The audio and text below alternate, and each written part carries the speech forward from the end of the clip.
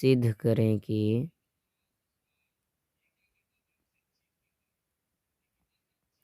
√2 एक अपरिमेय संख्या है। थोड़ा सा इसको हम बड़ा कर लेते हैं।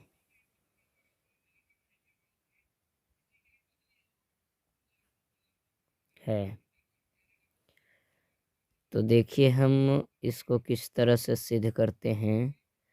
ये आपका इस तरीके से इसको स्ट्रेट लाइन हम खींच देते हैं।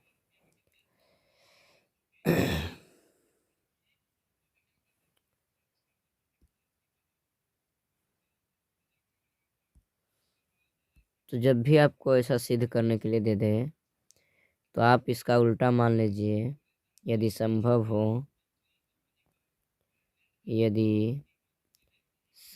हो तो माना कि √2 एक परिमेय संख्या है। हमने इसका उल्टा मान लिया। यदि संभव हो तो माना कि √2 एक परमेय संख्या है। जब परमेय संख्या होगा तो क्या होगा? p/q के रूप में होगा। तो √2 बराबर हो जाना चाहिए p/q, जहाँ पे q सहअभाज्य संख्या है। सहअभाज्य संख्या है। अब इसको क्या करिए, दोनों तरफ वर्ग कर दीजिए।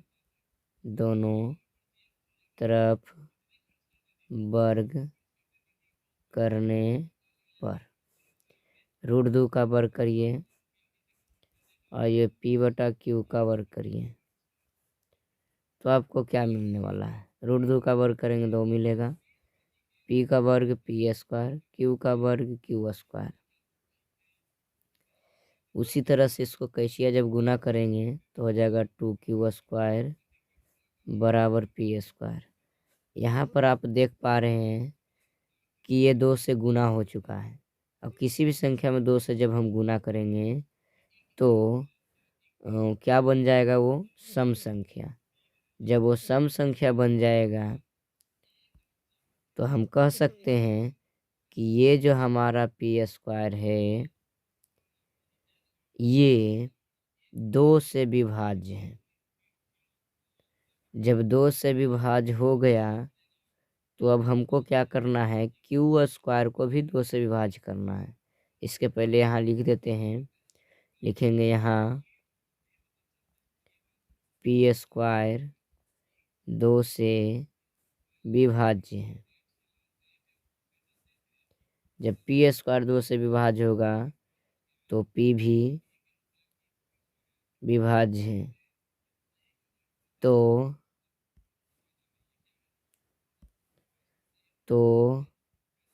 p भी 2 से विभाज्य होगा।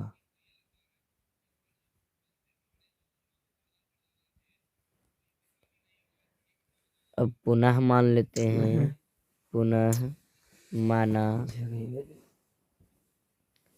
इसी को मान लीजिए p बराबर 2, m मानिए चाहे x मानिए। तब समीकरण 1 से 1 में p का मान हम रख देते हैं। तो 1 में जब हम p का मान रखेंगे तो क्या बन जाएगा? तो बन जाएगा 2q² बराबर, यहाँ p आ गया तो यहाँ रख देंगे 2m, p के जगह 2m, तो 2q² बराबर 4m²। ये 2 से 2 काट दीजिए 2 बार में। तो देख रहे हैं यहाँ पर भी 2 का गुना जा चुका है q²। जब यहाँ 2 का गुना जा गया तो q भी क्या हो गया? 2 से विभाज्य हो गया। तो यहाँ p², यहाँ q² 2 से विभाज्य है। इसलिए क्यू भी 2 से विभाज्य होगी।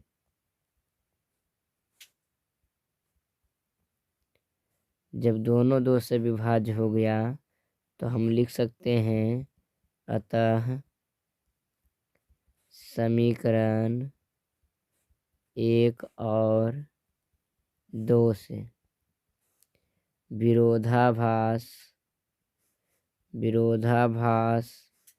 प्रकट होता है। इसलिए हमारी मान्यता गलत थी।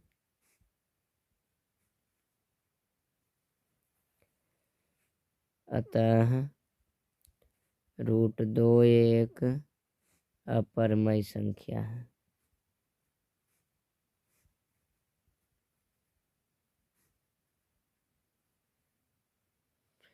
तो इस तरह हमने इस मैथ को सिद्ध कर दिया है।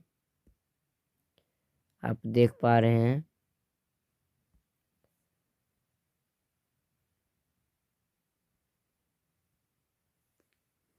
ये आपका क्वेश्चन था और देख लीजिए हमने किस तरह से इस क्वेश्चन को सिद्ध किया है। ये आपका क्वेश्चन दिख रहा है, ये देख लीजिए। और यहाँ से हम सिद्ध करना चालू किए हैं इस क्वेश्चन को। ये देखिए, यदि संभव हो तो माना कि √2 एक परमेय संख्या है, तो √2 बराबर p/q, जहाँ pq सहआभाज्य संख्या है। तो दोनों तरफ हम वर्ग किए। वर्ग करने के बाद हमको क्या मिला? √2 का स्क्वायर p/q का स्क्वायर। फिर यहाँ √2 का स्क्वायर 2 आया, p का स्क्वायर p², q का q²।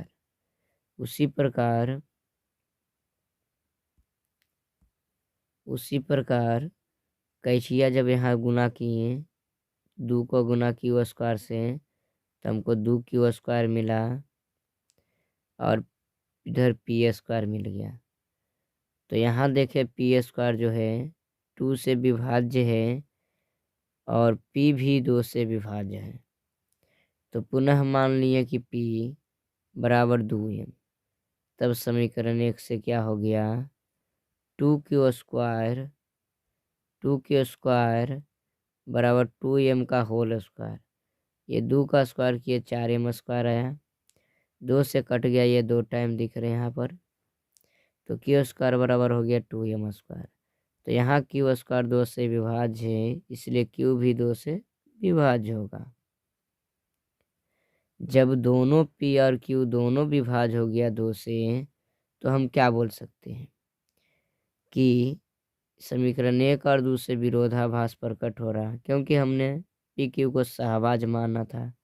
यहाँ कॉमन 2 आ रहा है, तो ये सहभाज्य तो हुआ नहीं, तो हमारा विरोधाभास प्रकट हो रहा है। तो हमारी मान्यता क्या हो गई? गलत हो गई। अतः √2 एक अपरमय संख्या है। तो इस तरीके से हम इसको क्या किए? सिद्ध कर दिए। यहाँ पर हम लिख सकते हैं प्रूव्ड।